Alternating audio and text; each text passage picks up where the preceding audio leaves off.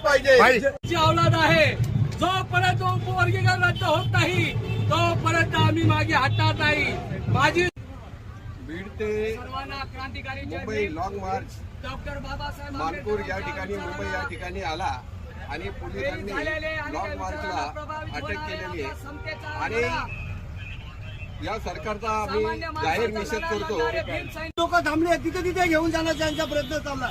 तरी मी सगळ्यांना सांगतोय की बाबासाहेब आंबेडकरांना अभिवादन करण्यासाठी आम्हाला कोणत्याही परवानगीची गरज लागणार नाही.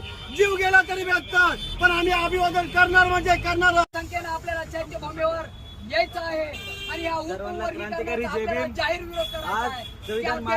निघालेला लॉंग मार्च मुंबईमध्ये पोहोचला होता, पण पोलिसांनी दडपशाहीच्या माध्यमातून या लॉंग मार्चला तोडून काढून आपल्या जबरदस्तीने गाडीमध्ये बसवलेला आहे आणि या लॉंग मार्चचं पूर्ण नेतृत्व करत असताना सर्व कार्यकर्त्यांना पोलिसांनी दडपशाहीने गाडीमध्ये बसवलेलं आहे. ही दडपशाही आम्ही कधी सहन करणार नाही. या सरकारच्या जातीवादी सरकारच्या बोलण्यावर जर ही पोलीस चौकी चालत असेल, पोलीस प्रशासन काम करत असेल तर आंबेडकर